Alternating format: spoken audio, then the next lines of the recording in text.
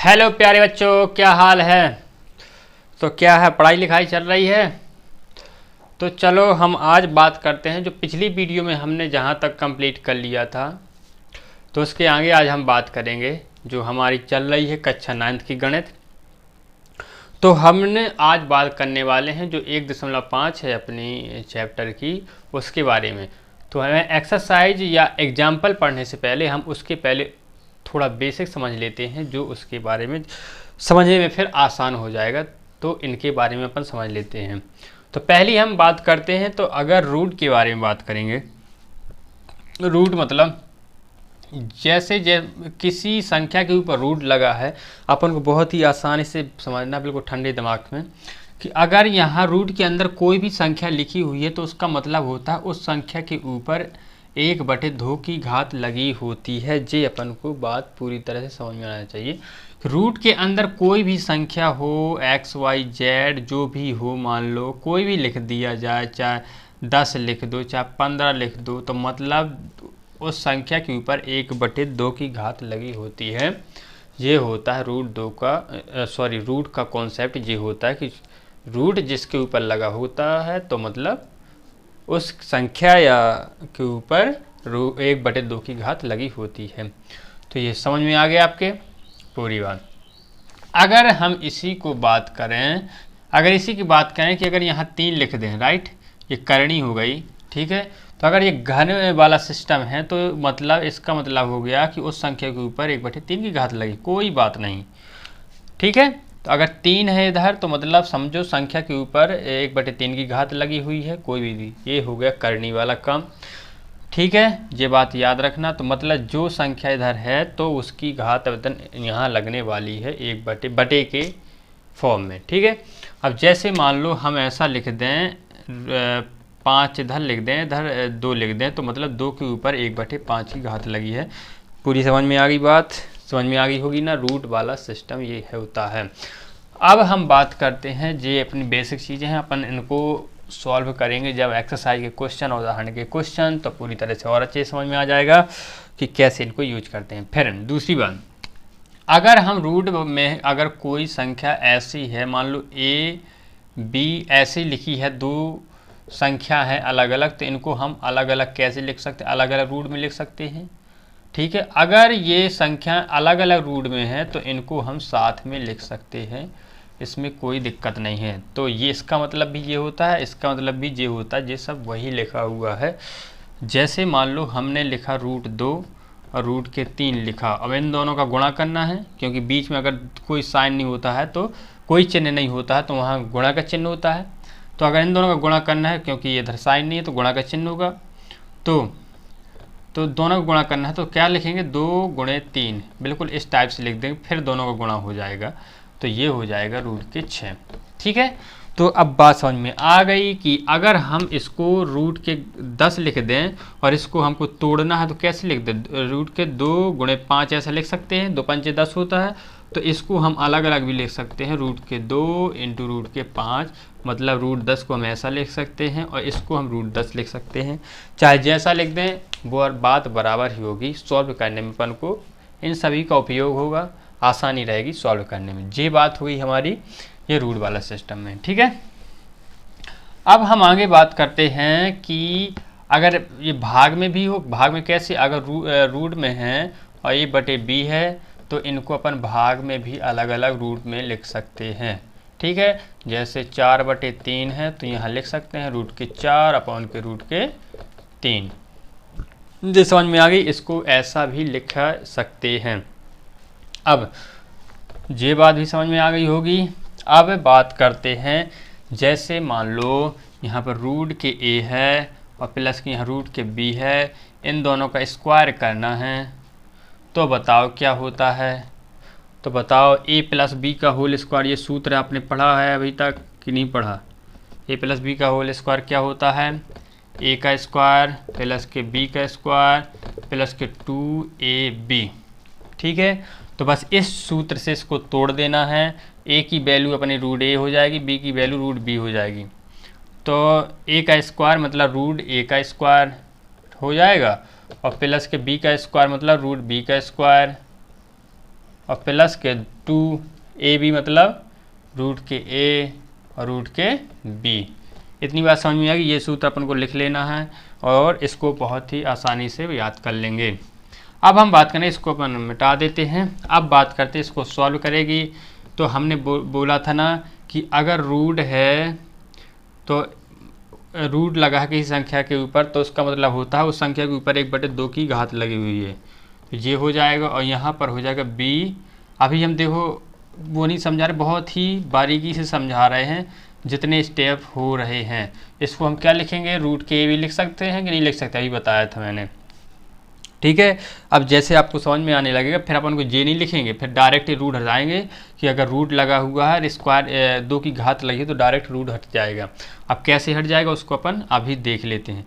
तो हमने आपको बताया था यदि घात के ऊपर घात लगी हो किसी भी संख्या के ऊपर तो घातों का आपस में क्या हो जाता है, गुणा हो जाना है। ये इम्पोर्टेंट फॉर्मूला है, जो कॉन्सेप्ट है इसको अपन लिख लिया होगा आपने, ये हम आशा कर रहे हैं। तो अगर घात के ऊपर घात लगी है तो इन दोनों का गुणा हो जाएगा, इसका भी गुणा हो जाएगा और इसका भी गुणा हो जाएगा, ठीक है। तो 2 से 2 ये कट जाएगा, 2 से 2 ये कट जाएगा, तो क्या बचेगा a प्लस के b प्लस के 2 रूट के ab, तो मतलब जे बचा। इसका सॉल्व अपना जे हो जाएगा। तो अभी इनका कॉन्सेप्ट जे अपन ने बेसिक पूरा समझ लिया है, तो जे इनका यूज जो है अपन आगे देखेंगे, ठीक है। इतने बात समझ में आ गई यहाँ तक।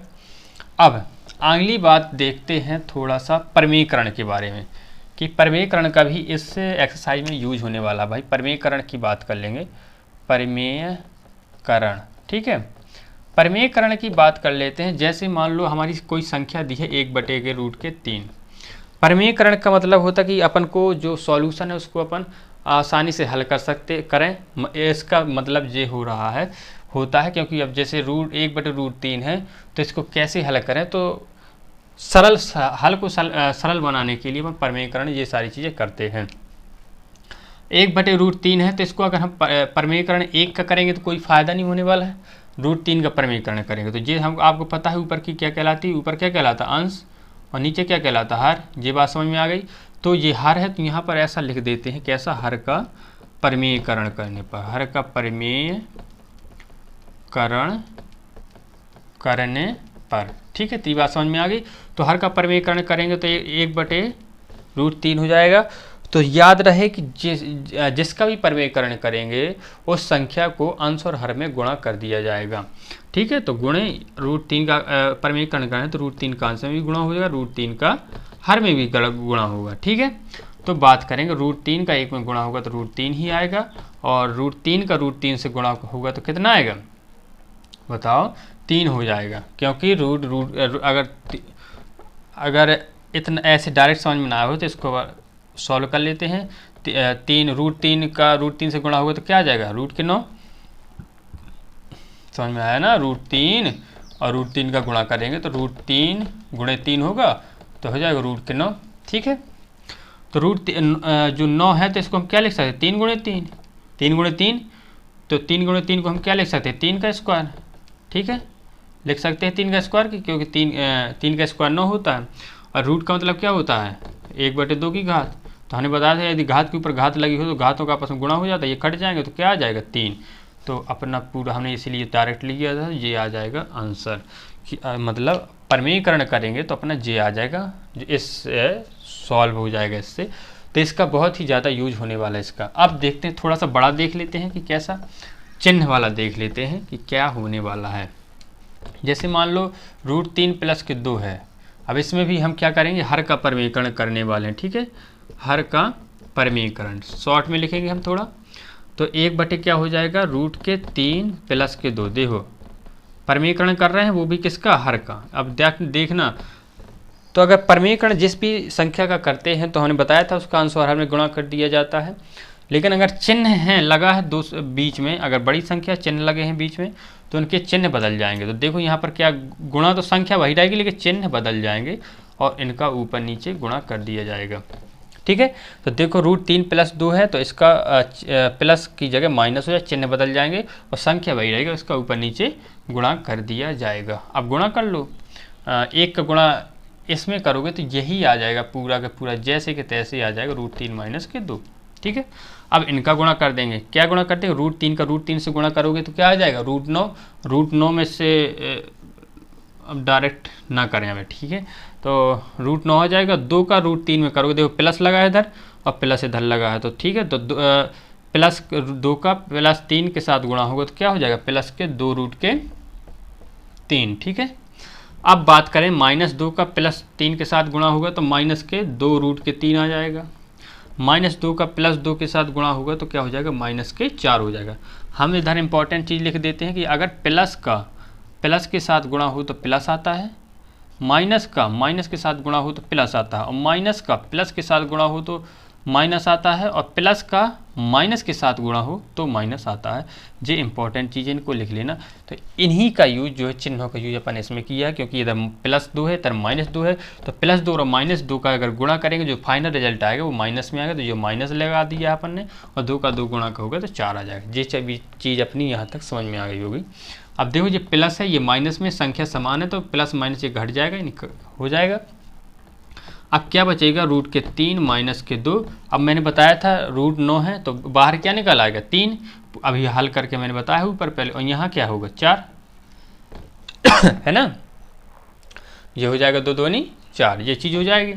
अब बात करते हैं √3 - 2, और यहाँ देखो माइनस की संख्या बड़ी है, प्लस की छोटी है, तो क्या हो जाएगा, अगर 4 में से 3 घटा रहे हैं अपन, क्योंकि माइनस की संख्या देखो, अगर कोई भी संख्या को अपन घटाते हैं या जोड़ते हैं तो जो बड़ी संख्या वाला का चिन्ह होता है वो चिन्ह आता है। तो ये छोटी संख्या, ये तो प्लस में, लेकिन ये छोटी संख्या है, और माइनस है जो, तो वो -4 है, ये बड़ी संख्या, तो चिन्ह क्या आ जाएगा, माइनस का, घटा देंगे तो 4 में से 3 जाएगा, क्या बचेगा, 1 बचेगा, लेकिन बड़ी संख्या किसकी है, माइनस में है, तो माइनस का 1 आ जाएगा, ठीक है। इतनी बात समझ में आ जाएगी। ये एक आंसर ये हो जाएगा। अगर ऐसा ना आंसर दिया हो तो माइनस कॉमन करके दिया होगा, कैसे दिया होगा, माइनस काटने के लिए हम माइनस का गुणा कर देंगे तो क्या हो जाएगा, -3 आ जाएगा, और प्लस के 2 हो जाएगा, और नीचे जो हो जाएगा माइनस का तो प्लस हो जाएगा, क्योंकि मैंने बताया था ये दिए हैं तो अपन ने माइनस का गुणा किया है, तो माइनस और ये √3 प्लस का है ना, तो माइनस और प्लस का गुणा होगा, तो बताया था ना, माइनस प्लस का गुणा होगा तो माइनस का, तो माइनस के √3 आ जाएगा, और माइनस का गुणा होगा तो प्लस का आ जाएगा, तो प्लस का 2 आ जाएगा। देखो माइनस का बताया तो प्लस हो जाएगा, और अंश और हर में जो है अपन ने माइनस का गुणा कर दिए, तो अपना एक आंसर जी आने वाला। अगर इसको और अच्छे से क्रम से लिख दें तो 2 -√3 बटे 1 जी आ जाएगा। आंसर अपना कोई भी दिया हो तो इसको लिख सकते पर जे हो गए परमीकरण। अभी इनका यूज होगा अपना किस में, जब अपन सवाल करने वाले जे सब लिख लिया होगा तो हम इसको क्या करते हैं, मिटाते हैं। अब देखते हैं जिस प्रकार से अपन ने हर का परमीकरण कर रहे थे अभी तक, अगर मेरी संख्या ऐसी दी गई है, ठीक है, तो अब हमको हर का परमीकरण करना है हमारा, ठीक है। मतलब होता है इनका, जे ऊपर है अंश है, ये हर है, परमीकरण समान रहने वाला है, अगर चिन्ह भी बदलेंगे हर चीज़ सेम रहेगी, बस यहाँ नाम लिख जाएगा, अलग हो जाएगा। कैसे अलग हो जाएगा, अभी हम हर का परमीकरण लिख रहे थे, अब हम लिखेंगे अंश का परमीकरण करने पर, ठीक है, सॉरी, अंश का परमीकरण करने पर, ठीक है। अब हम बात करते हैं इस अंश का परमीकरण कैसे, √3 + के 1/4 गुणे के, यहाँ क्या हो जाएगा, √3, और देखो मैंने बात किया था कि अगर प्लस का चिन्ह है तो माइनस चिन्ह बदल जाएंगे, संख्या वही रहेगी, उनका ऊपर नीचे गुणा कर दिया जाएगा, और इसको अपन हल कर लेंगे तो अपना आंसर आ जाएगा। अभी हमने पूरा करके बताया है, तो मतलब हमारा मेन उद्देश्य था, कुल जमा बात यहाँ तक बात समझाने का अर्थ क्या था कि हमको ये बताना था भाई परमीकरण कैसे करना है, किसका कैसे होता है, ये सारी चीज़ें करना है, ठीक है। अब ये इस चैप्टर में इन सभी का यूज होगा, जहाँ थोड़ी थोड़ी फॉर्मूले उनके बारे में अपन बात कर लेंगे। तो अब हम थोड़ा सा देख लेते हैं जो एग्जाम्पल नंबर कौन सा है, एग्जाम्पल नंबर 16 है शायद, बुक ले लेंगे थोड़ा सा हम। एग्जाम्पल नंबर 16 है, हाँ एग्जाम्पल नंबर 16 है। पेज नंबर कौन सा है, यहाँ पेज नंबर लिख देते हैं। पेज नंबर कौन सा है भाई, 26, ठीक है। और जो एग्जाम्पल नंबर 16 का जो पहला क्वेश्चन है वो कैसा है, 5 + के रूट के 7 और 2 + के रूट के 5, ठीक है। जे अपना क्या है, क्वेश्चन है, ठीक है। अब मैंने बताया था अगर कोई भी बीच में चिन्ह ना हो, कोई भी चिन्ह ना हो तो क्या हो, गुणा होता है। तो मतलब सिंपल सी बात है, इन दोनों का क्या करना है, गुणा करना है, बस आंसर अपना आ जाएगा। तो अपन सॉल्व अगर करते हैं, इधर करके लिखते हैं, तो देखो बस इतनी बात रखना है, एक संख्या है को उठाएंगे उनका पूरे में गुणा करेंगे, फिर दूसरी संख्या उठाएंगे फिर उसका पूरे में गुणा करेंगे, ठीक है।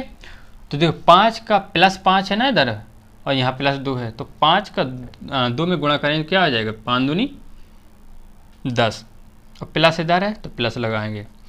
5 का √5 में करेंगे तो क्या हो जाएगा, 5√5, ठीक है। अब देखो 5 का गुणा हो गया ना दोनों में, ठीक है। अब हमको 7 का करना है, तो यहाँ प्लस लगा तो प्लस लगा देंगे। तो √7 का 2 में करेंगे तो क्या हो जाएगा, 2√7, ठीक है। 2 में हो गया, फिर देखो प्लस है इधर, इधर पे ही प्लस है तो प्लस हो जाएगा, क्योंकि प्लस प्लस का गुणा होता है तो प्लस ही आता है।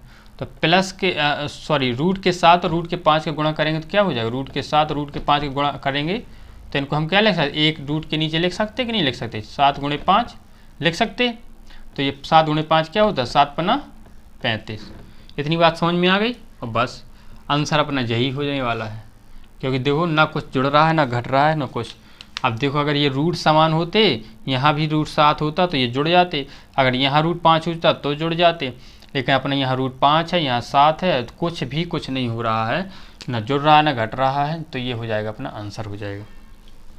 तो ये सारी चीज़ें हैं अपनी सॉल्व करने की। जो आज का जो लेक्चर रहा है तो पूरा क्या है, बेसिक रहा है। इनमें अपन ने बात की भाई परिमेयकरण कैसे करना है, और ये सारी चीज़ें जो ये वाला लेक्चर है, इस वाली एक्सरसाइज को सॉल्व करने में क्या हो जाएगी, आसानी हो जाएगी पूरी। तो हमने ये एग्जाम्पल नंबर 16 उसका पहला सवाल ले लिया है, इसको अपन ने सॉल्व भी करा लिया है। तो इनको आप क्या करना है, फिर से रिवाइज कर लेना है, और वीडियो अच्छा लगा हो तो दोस्तों के साथ शेयर करें। धन्यवाद।